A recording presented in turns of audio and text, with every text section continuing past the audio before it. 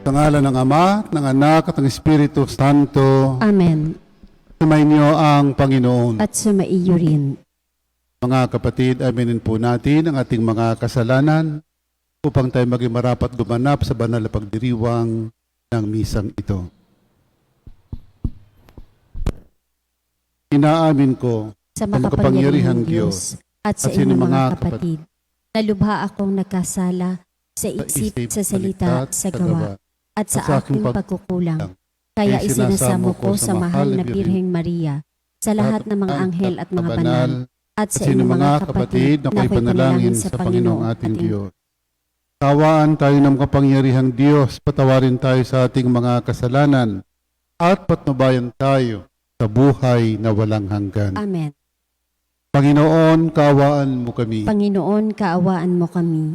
Kristo, kaawaan mo kami. Kristo, kaawaan mo kami. Panginoon, kaawaan mo kami. Panginoon, kaawaan mo kami.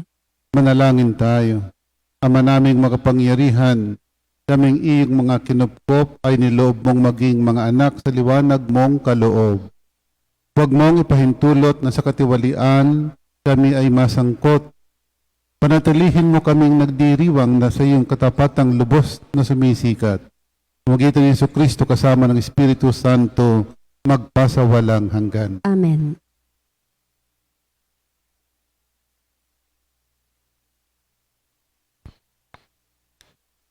Pagbasa mula sa aklat ng Henesis. Si Abraham ay 100 taon nang ipanganak si Isaac. Lumaki si Isaac at nang ito'y awatin, naghanda ng malaki si Abraham. Minsan, si Ismael na anak ni Agar ay nakikipaglaro kay Isaac. Nang makita ito ni Sarah, sinabi kay Abraham, "Palayasin mo ang mag-inang iyan. Ang anak ng ating alipin ay huwag mong pamamanahan. Si Isaac ang dapat magmana ng lahat." Labis itong ikinalungkot ni Abraham, sapagkat anak din niya si Ismael. Ngunit sinabi ng Diyos kay Abraham, "Huwag kang mabahala tungkol sa mag-ina. Sundin mo na ang gusto ni Sarah, sapagkat kay Isaac magmumula ang lahing sinabi ko sa iyo. Magkakaanak din ng marami ang anak mong iyan kay Agar, at sila'y magiging isang bansa. Yamang anak mo rin si Ismael." Kinaumagahan, ang mag-inay ipinaghanda ni Abraham ng baong pagkain at inumin bago sila pinaalis. Isinama ni Agar ang kanyang anak at nagpagala-gala sila sa ilang ng Beerseba. Nang maubos ang dalang tubig, iniwan niya ang kanyang anak sa ilalim ng punong kahoy at naupo ng may 100 metro mula sa kinaroroonan ng bata. Wika niya sa sarili, "Di ko matitiis na makitang mamatay ang aking anak." Samantalang nakaupo siyang nag-iisip, umiiyak naman si Ismael. Ito'y narinig ng Diyos at nagsalita mula sa langit ang anghel ng Diyos, "Agar, anong bumabagabag sa iyo? Huwag kang matakot. Narinig ng Diyos ang iyak ng iyong anak. Lapitan mo siya at patahanin. Gagawin kong isang dakilang bansa ang kanyang lipi." Pinagliwanag ng Diyos ang kanyang paningin at nakita niya ang isang balon. Pinuno niya ng tubig ang dalang sisidlan at pinainom ang bata. Hindi pinabayaan ng Diyos si Ismael. Siya'y lumaki sa ilang ng paran at naging mahusay na mangangaso. Ang salita ng Diyos. Salamat sa Diyos. Salmong tugunan. Dukhang sa Diyos tumatawag ay kanyang inililigtas. Dukhang sa Diyos tumatawag ay kanyang inililigtas. Tumatawag sa Diyos ang walang pag-asa. Sila'y iniligtas sa hirap at dusa. Anghelyaong bantay sa may takot sa Diyos. Sa mga panganib sila'y kinukupko. Dukhang sa Diyos tumatawag ay kanyang inililigtas. Matakot sa poon, kayo kanyang bayan, nang makamtan ninyo ang lahat ng bagay. Kahit mga leyon ay nagugutom din, sila'y nagkukulang sa hustong pagkain. Ngunit ang sinumang ang poon susundin, sa anumang bagay hindi kukulangin. Tukhang sa Diyos tumatawag ay kanyang inililigtas. Lapit ako'y dinggin mga kaibigan, at kayo ngayoy aking tuturuan, na ang Diyos ay dapat nating katakutan. Ang buhay masaya at mahabang buhay, di ba ninyo gustong inyong maranasan? Tukhang sa Diyos tumatawag ay kanyang inililigtas.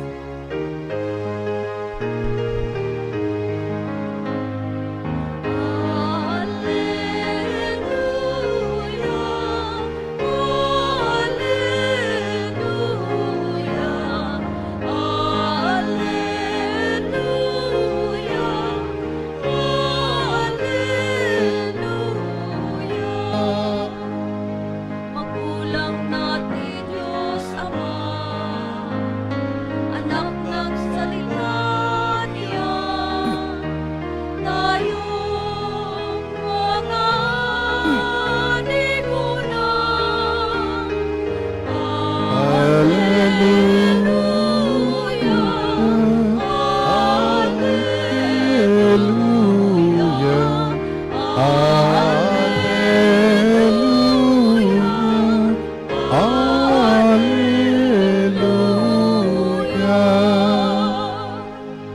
Sumainyo ang Panginoon. At sumaiyo rin. Ang mabuting balita ng Panginoon ayon kay San Mateo. Papuri sa iyo, Panginoon. Noong panahong iyon nang dumating si Jesus sa ibayo, sa lupain ng mga Gadenero, sinalubong siya ng dalawang lalaking galing sa libingan. Sila'y inaalihan ng mga demonyo at napakababangis, kaya't walang mga has dumaan doon. Pagdakay sumigaw sila, "Anong pakialam mo sa amin, anak ng Diyos? Naparito ka ba upang pahirapan kami ng hindi pa panahon?" Sa hindi kalayuan ay may malaking kawan ng baboy na nanginginain, at namanhik sa kanya ang mga demonyo. "Kung kami palalayasin mo, bayaan mo kaming pumasok sa mga baboy na yon," sinabi ni Jesus. "Pumayo kayo." Kaya't lumabas sila sa dalawang lalaki at pumasok sa mga baboy. Ang buong kawan ay biglang sumibad ng takbo tungo sa bangin, nahulog sa lawa at nalunod. Patakbong umuwi ng bayan ang mga tagapag-alaga ng kawan, at pagdating doon ay pinamalita ang lahat ng bagay, pati ang nangyari sa mga inalihan ng demonyo. Kaya't lumabas ang buong bayan upang salubungin si Jesus. Pagkakita sa kanya, ipinamanhik nilang siya'y umalis sa kanilang lupain. Ang mabuting balita ng Panginoon. Pinupuri ka namin, Panginoong Hesukristo. Good morning. Yan. Pagnilayan po natin ang unang pagbasa. May naalaala. Ang pagbasa po kanina, buhay ni Isaac at ni Ismael. Ang lagi ko pong inuulit, ang kwento ng mga Hudyo ay nagmula kay Abraham, no, mga 2,000 years before Christ.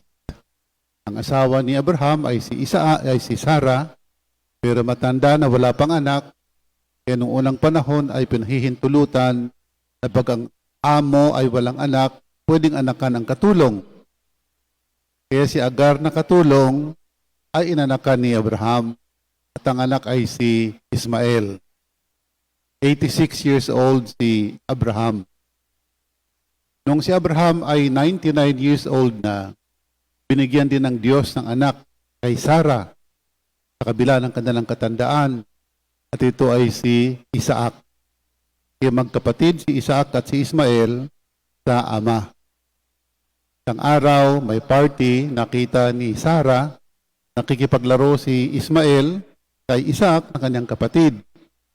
Hindi nagustuhan ni Sarah, pinalayas si Hagar. Pinalayas ni Hagar. Nalungkot si Abraham sapagkat kahit anak sa katulong, anak din naman. Pero ang sabi ng Diyos ay, huwag kang mag-alala. Huwag kang mag-alala. I will make him also the father of a great nation with 12 princess, 12 prinsipe. At pinalayas nga si Agar. Ang baon ay tinapay at tubig lang. Nang maubos ang tubig, nauhaw, nakikita ni Agar ang kanyang anak mamamatay. Inilagay sa malayo-layo sapagkat ang sabi niya, hindi ko kayang tingnan na mamamatay yung aking anak. Yun ang pinakamalungkot kasi sa buhay ng isang ina yung makita yung anak na mamatay. The greatest pain in the world for a mother is to accompany the dead child to the cemetery. Ang pinakamalungkot, pinakamasakit na damdamin ng isang ina ay yung makita mo yung anak mong patay at ikaw mismo magdadala sa kanya sa libingan. Hindi kinaya ni Agar kaya inilayo niya. At ang bata ay umiyak. Si Ismael. Umiyak si Ismael. At narinig ng Diyos, ang sabi po sa pagbasa kanina ay, narinig ng Diyos. At tinupad niya ang kanyang pangako. Iniligtas niya si Agar, iniligtas niya si Ismael, hanggang sa ito'y makakita ng tubig at magpatuloy sa kanilang paglalakbay. Ang punto po ng ating pagninilay ay katapatan ng Diyos sa kanyang pangako. Nangako ang Diyos kay Abraham na si Isaac ang magiging ama ng sanlibutan. He will be the father of nation. Pero nangako din ng Diyos kay Abraham na si Ismael ay hindi pababayaan at tinupad ng Diyos. Hindi niya pinabayaang mamatay si Ismael. Pagnilayan po natin ang katapatan ng Diyos sa atin. Tayo po, kalimitan ay nanunumpa rin, pero more often than not, ay tayo po'y hindi natin tinutupad ang ating mga pangako. Pero ang Diyos, pag nangako, tinutupad. Tinutupad. Nangako siya kay Isaac, tinupad niya. Nangako siya kay Ismael, tinupad niya. Kaya ngayon pinaniniwalaan na yung lahi ni Ismael ay siyang pinanggalingan ng mga Arabo. At yung lahi ni Isaac ay siyang pinanggalingan ng mga Hudyo. Kaya kung hanggat ngayon nag-aaway-away, well, not necessarily dahil nag-aaway si Isaac at si Ismael, kundi dahil nag-aaway ang kanilang mga lahi. Yung namang malaman mo ng iyong ama ay pinalayas. Ang ama mo'y pinalayas, hindi man galit yung ama mo, ikaw ang galit. O ba? Hindi naman magkagalit si Ismael at saka si Isaac Yung mga kanilang mga angkan pagkatapos, malaman yung history, ay di nagkakagalit. Kagalit. So pagninilay po natin, pagnilayan po natin ang katapatan ng ating Panginoon. Pangalawang pagninilay ay yung pag ikaw ay may kailangan, tumawag ka. Ang word po dito sa English, cry out to the Lord. Cry out to the Lord. Pag kayo may pangangailangan, you cry out, but you cry out to the Lord. Huwag kang sumigaw kung saan-saan. No? Huwag kang sumigaw sa social media. Huwag kang sumigaw kung saan-saan. Sumigaw ka sa Panginoon. At ang Panginoon ay maririnig. Yan pong ating Salmo responsorio kanina The Lord hears the cry of the poor. Naririnig ng Panginoon ang tinig ng tumatawag sa Kanya. Kaya sa atin pong mga oras ng pangangailangan, tumawag tayo sa Diyos katulad ng pagtawag ng isang bata. Si Ismael ay bata pang umiyak at wala siyang ibang maasahan ni ang kanyang ina. Ni ang kanyang ina sapagkat sila'y pinalayas. Pero sapagkat siya ay sumigaw, siya ay umiyak, naririnig ng Diyos, kaya ang Diyos ay naaalaala niya ang kanyang tipan, naaalaala niya ang kanyang pangako at kanyang tinutupad. Tayo pong lahat ay may pangako mula sa Panginoon.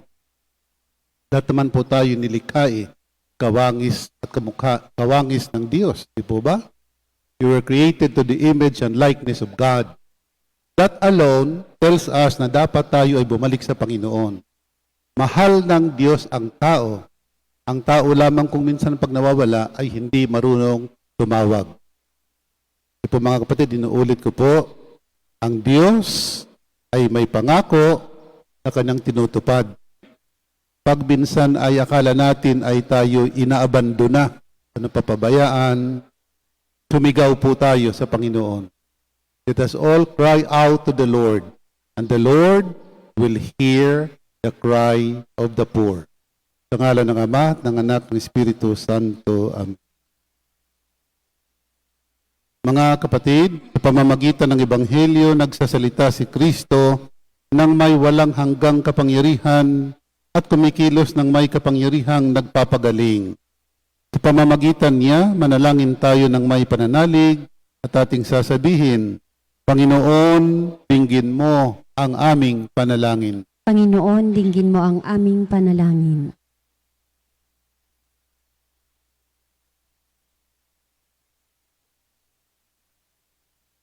Ang simbahan, sa pamamagitan ng kanyang mga pastol, naway maging tunay na lingkod ng pagpapagaling at pagkakasundo, manalangin tayo sa Panginoon. Panginoon, dinggin mo ang aming panalangin.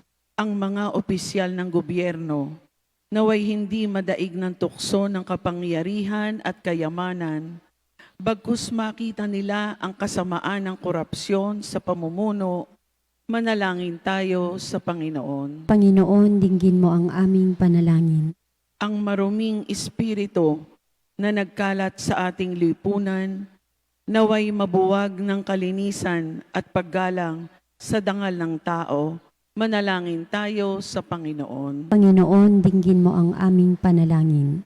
Ang mga may sakit at nagdurusa, naway makita at madama ang mapagpagaling na presensya ng Diyos sa pamamagitan ng mga nag-aaruga sa kanila. Manalangin tayo sa Panginoon. Panginoon, dinggin mo ang aming panalangin. Ang mga tapat na yumao, naway masiyahan sa bukang liwayway ng buhay na walang hanggan, manalangin tayo sa Panginoon. Panginoon, dinggin mo ang aming panalangin.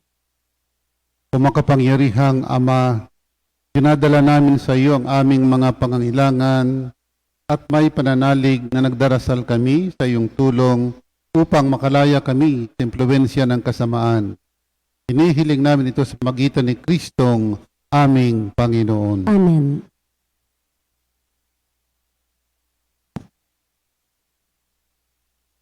Kapuri-puri ka Diyos sa mga lumikha sa sanlibutan, sa iyong kagandahang loob. Narito ang may aalay mula sa lupa't bunga ng aming paggawang tinapay na ito para maging pagkaing nagbibigay buhay. Kapuri-puri ang poong may kapal, ngayon at kailanman.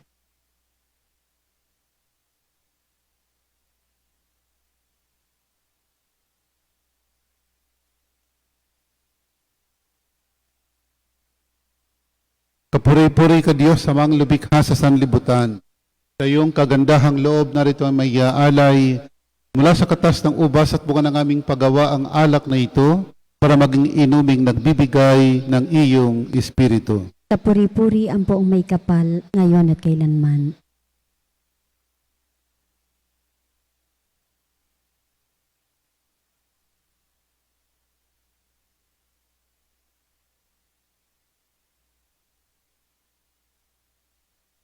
Manalangin kayo mga kapatid upang paghahain natin ay kalugdan ng Diyos, Amang makapangyarihan. Tanggapin nawa ng Panginoon itong paghahain sa iyong mga kamay, sa kapurihan at karangalan, sa ating kapakinabangan at sa buong sambayanan niyang banal. Ama naming lumikha, kami iyong pinapagindapat gumanap sa pagdiriwang ng paghahain ng iyong pagliligtas. Ipagkaloob mong ang aming paglilingkod sa iyo ay gawing kalugod-lugod ng mga alay na ito sa pamagitan ni Jesucristo kasama ng Espiritu Santo magpasawalang hanggan. Amen. Sumainyo ang Panginoon. At sumaiyo rin. Itaas sa Diyos ang inyong puso at diwa. Itinaas na namin sa Panginoon. Pasalamatan natin ang Panginoong ating Diyos. Marapat na siya ay pasalamat. Ama naming makapangyarihan, tunay ng marapat kayaming pasalamatan sa pamamagitan ni Jesucristo naming Panginoon. Siyang salitang katuwang at kapiling, nung lahat ng may iral ay iyong likhain. Kaya sinugob mo para kami sa gipit palayain, kaya't siya'y kinalingan ng mahal na Birhen na naging kaninginang totoo sa kapangyarihan ng Espiritu Santo. Inako niyang sundin ang loob mo at kamtin ng sambayan ng banal para sa iyo. Pinagtiisan niyang iunat sa krus ang kaniyang mga kamay upang magwakas ang kamatayan at mahayag ang pagkabuhay. Kaya kaysa ng mga anghel nagsisiawit ng papuri sa iyo, nang walang humpay sa kalangitan kami nagbubunyi sa iyong kadakilaan. Santo, Santo, Santo Panginoong Diyos ng mga hukbo, napupuno ang langit at lupa ng kadakilaan mo. O sana sa kaitaasan, pinagpala ang naparirito sa ngalan ng Panginoon. O sana sa kaitaasan.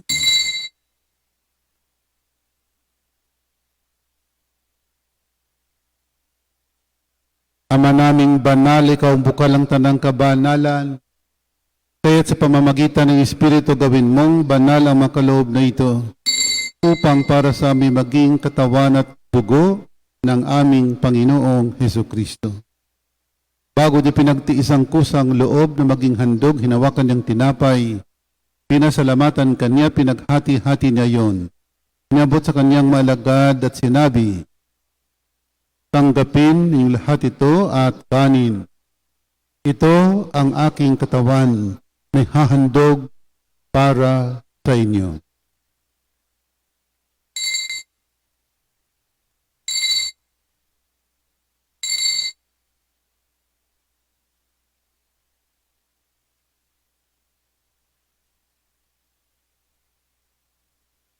Gayon din naman ang matapos ang hapunan, hinawakan niyang kalis.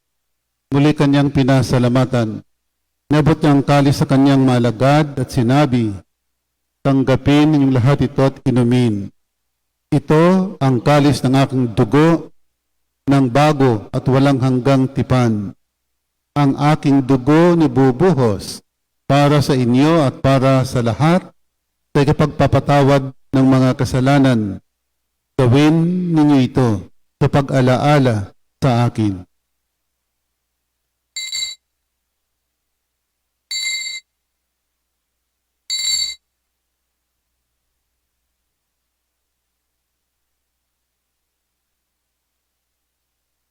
Ipagbunyi natin ang misteryo ng pananampalataya. Si Kristo'y namatay, si Kristo'y nabuhay, si Kristo'y babalik sa wakas ng panahon. Ama, ginagawa namin ngayon ng pag-aalala sa pagkamatay at muling pagkabuhay ng iyong anak. Kaya tiniaalay namin sa tinapay ng bibigay buhay at ang kalis na nagkakaloob ng kaligtasan.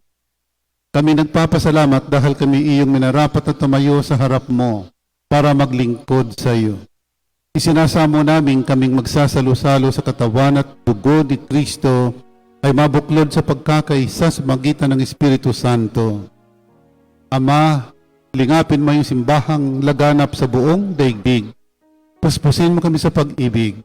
Kaysa ng Papa, ni Gilbert naming obispo at ng Tanang Kaparian. Alalahan mga kapatid naming nahimlay na may pag-asang sila'y muling mabubuhay. Gawin din ang lahat ng mga pumanaw. Kawan mo sila at patuloyin sa iyong kaliwanagan. Kawan pagindapatan kaming lahat na makasalo sa iyong buhay na walang wakas. Kaysa ng mahal na Birheng Maria na ina ng Diyos, kaysa ng Poong San Jose na mga apostol at ng lahat ng mga banal na namuhay dito sa daigdig ng kalugod-lugod sa iyo. Ipagdiwang nawa namin ang pagpupuri sa kararangal mo sa pamamagitan ng iyong anak na aming Panginoong Hesukristo.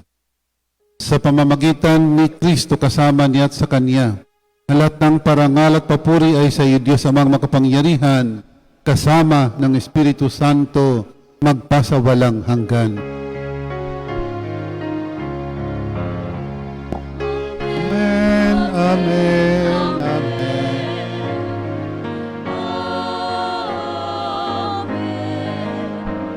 Amen, amen, amen.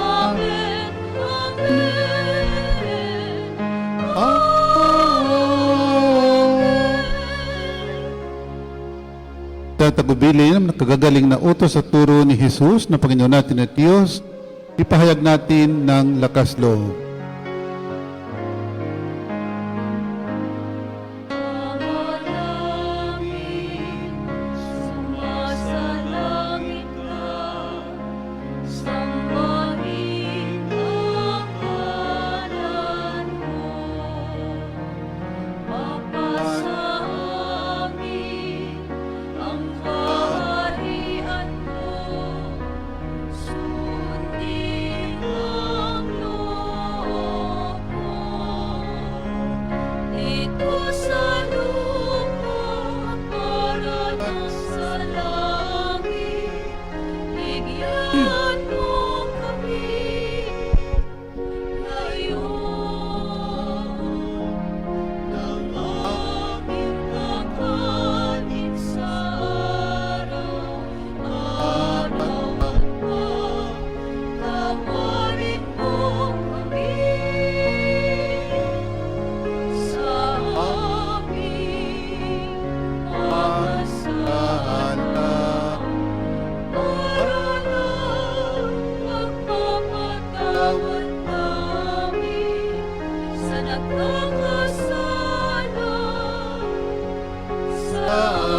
amin. At huwag mo kami pahintulot sa tukso. At ianyo mo kami sa Sa lahat ng masama. Hinihiling namin kami adya sa lahat ng masama, pagkalooban ng kapayapaan araw-araw, iligtas sa kasalanan, at ilayo sa lahat ng kapahamakan. Samantalang aming pinanalbikan ang dakilang araw ng pagpapahayag ng tagapagligtas naming si Hesu Kristo. Sapagkat iyo ang kaharian at ang kapangyarihan at ang kapurihan magpakailanman. Amen. O Panginoong Hesu Kristo, sinabi mo sa iyong mga apostol, kapayapaan ang iniiwan ko sa inyo. Ang aking kapayapaan binibigay ko sa inyo. Tunghayan mong aming pananampalataya at huwag ang aming mga pagkakasala. Pagkalooban mo kami ng kapayapaan at pagkakaisa ayon sa iyong kalooban, kasama ng Espiritu Santo, magpasawalang hanggan. Amen. Ang kapayapaan ng Panginoon ay laging sumainyo. At sumaiyo rin. Magbigayan po tayo ng kapayapaan sa isa't isa. Kordero ng Diyos na nag-aalis ng mga kasalanan ng sanlibutan, maawa ka sa amin. Kordero ng Diyos na nag-aalis ng mga kasalanan ng sanlibutan, maawa ka sa amin. Kordero ng Diyos na nag-aalis ng mga kasalanan ng sanlibutan, ipagkaloob mo sa amin ang kapayapaan. Mga kapatid, narito si Kristo ang kordero ng Diyos na nag-alis sa mga kasalanan ng sanlibutan. Mapalad tayong nanyayahan sa kanyang piging. Panginoon, hindi ako karapat-dapat na magpatuloy sa iyo, ngunit sa isang salita mo lamang ay gagaling na ako.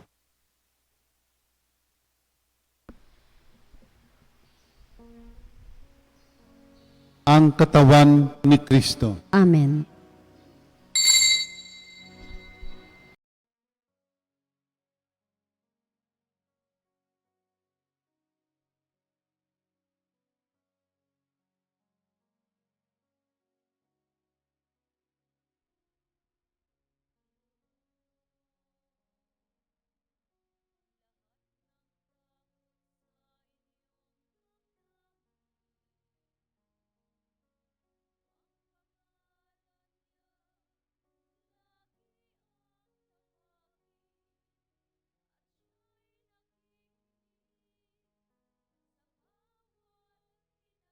Manalangin tayo.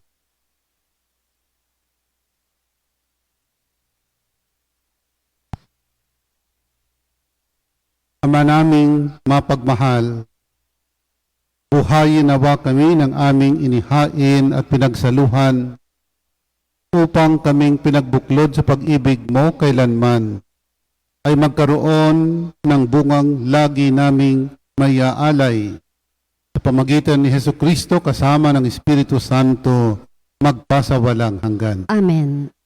Sumainyo ang Panginoon. At sumaiyo rin. Pagpalain ka ng makapangyarihang Diyos, Ama, Anak at Espiritu Santo. Amen. Tapos na po ang ating pagdiriwang, mayo ko'y mapayapa upang ang Panginoon ay mahalin at paglingkuran. Salamat sa Salamat. Diyos.